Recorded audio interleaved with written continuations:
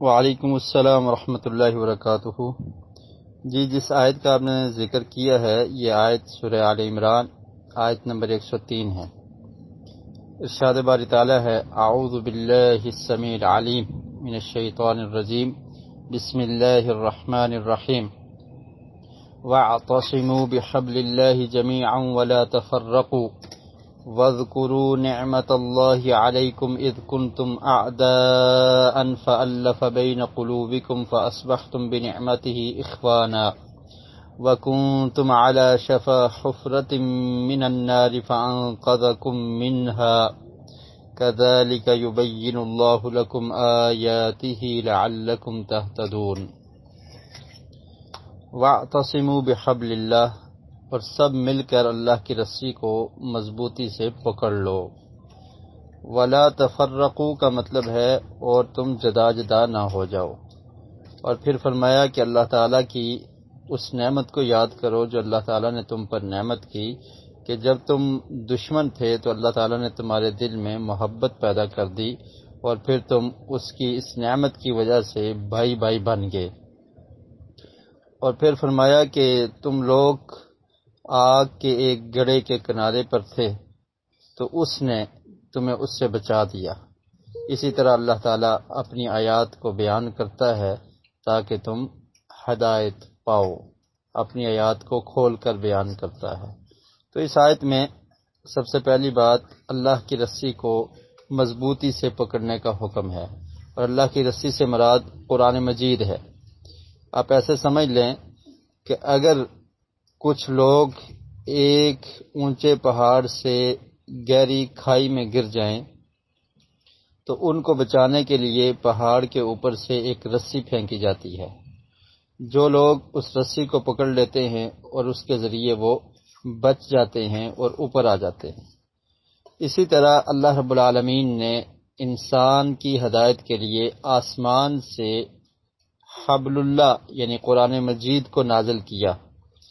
تو جو لوگ قرآن مجید کو، وحی اللہ کو جو اللہ کی طرف سے وحی ہے، اس کو مضبوطی سے پکڑ لیتے ہیں تو وہ کامیاب ہو جاتے ہیں، اور اسی کا حکم اللہ تعالیٰ نے قرآن مجید میں دیا۔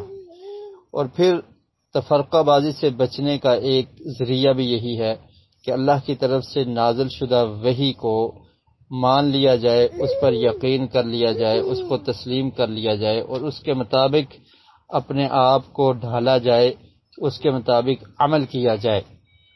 اللہ کی طرف سے جو وحی ہے وہ قرآن مجید کی صورت میں، اور دوسری نبی کریم صلی اللہ علیہ وسلم کی فرمان کی صورت میں ہمارے پاس موجود ہے، یعنی قرآن اور حدیث۔ اور پھر اللہ تعالیٰ نے اپنی اس نعمت کو بھی یاد کروایا۔ مشرکین میں بھی لڑائیاں موجود تھی، اور اسی طرح مدینہ میں اوس اور خزرج کے جو قبائل تھے جو بعد میں انصار صحابہ کرام بنے، ان کی آپس کی لڑائیاں اور دشمنیاں بہت تھی۔ تو اللہ رب العالمین نے فرمایا کہ میں نے تمہارے اندر ایک نبی کو بھیج کر اس کے اوپر ایک کتاب کو اتار دیا، تو یہ میری نعمت تھی کہ تم لوگوں کی جو دشمنیاں تھی وہ ختم ہوگی اور تم آپس میں بھائی بن گئے، اور تم لڑائی کی وجہ سے جہنم کے ایک کنارے پر تھے کفر کی وجہ سے، تو اللہ تعالیٰ نے اس کنارے سے تمہیں بچا دیا۔ تو آج بھی تفرقہ بازی سے، جہنم سے اور اختلافات سے بچنے کا جو حل ہے وہ یہی ہے جو رب العالمین نے اس آیت میں بیان کیا کہ اللہ کی رسی کو مضبوطی سے تھام لیا جائے، قرآن اور نبی کریم صلی اللہ علیہ وسلم کے فرامین کو۔ اور اسی طرح آقا علیہ السلام کا فرمان بھی ہے، آپ نے فرمایا کہ میں تمہیں دو چیزیں ترک کر کے جا رہا ہوں، اگر تم نے ان کو مضبوطی سے تھامے رکھا لن تضلوا تو تم گمراہ نہیں ہوگے۔ ایک اللہ کی کتاب اور دوسری میری سنت ہے۔ تو نبی کریم صلی اللہ علیہ وسلم کی سنت اور کتاب اللہ کو مضبوطی سے پکڑنے کا مطلب یہ ہے کہ جو حکم اللہ کی طرف سے قرآن مجید کی صورت میں آ گیا، جو نبی کریم صلی اللہ علیہ وسلم کے فرامین صحیح ثابت ہیں، ان کو قبول کر لیا جائے تو انسان اختلافات سے بچ جائے گا، انسان گمراہی سے بچ جائے گا، اور انسان کی اصلاح ہو جائے گی، اور انسان کامیاب ہو کر جنت میں چلا جائے گا۔ ایک اور فرمان ہے نبی کریم صلی اللہ علیہ وسلم کا، فرمایا کہ میری امت میں 73 فرقے ہوں گے، اور ان میں سے کامیاب صرف ایک ہوگا جو جنت میں جائے گا۔ تو فرمایا گیا پوچھا گیا کہ وہ کون سا گروہ ہے؟ فرمایا ما انا علیہ و اصحابی، جس پر میں اور میرے صحابہ کرام ہیں، جو ان کو فالو کریں گے تو وہ لوگ کامیاب ہو جائیں گے۔ قرآن مجید میں ہی اللہ رب العالمین نے اختلاف کے موقع پر اس کا ایک حل اور بتایا ہے۔ فرمایا فَإِن تَنَازَعْتُمْ فِي شَيْءٍ فَرُدُّوهُ إِلَى اللَّهِ وَالرَّسُولِ، کہ اللہ اور اللہ کے رسول کی اطاعت اور فرما برداری کرنی ہے۔ اگر تمہارا کسی مسئلہ میں، کسی معاملہ میں اختلاف ہو جائے تو اس کو اللہ اور اللہ کے رسول کی طرف لوٹا دو۔ اور یہی مطلب ہے اس آیت کا، اور یہی حل ہے اختلافات سے بچنے کا، کہ قرآن و سنت سے جو بات ثابت ہے اس کو مان لیا جائے، اس کو تسلیم کر لیا جائے، اس کے آگے کسی کی بات کو ترجیح نہ دی جائے۔ جب قرآن کا حکم، پیارے رسول صلی اللہ علیہ وسلم کا فرمان آ جائے تو وہ ہمارے لیے حرف آخر ہونا چاہیے، اور یہی تقاضا ہے قرآن مجید کی تعلیمات کا۔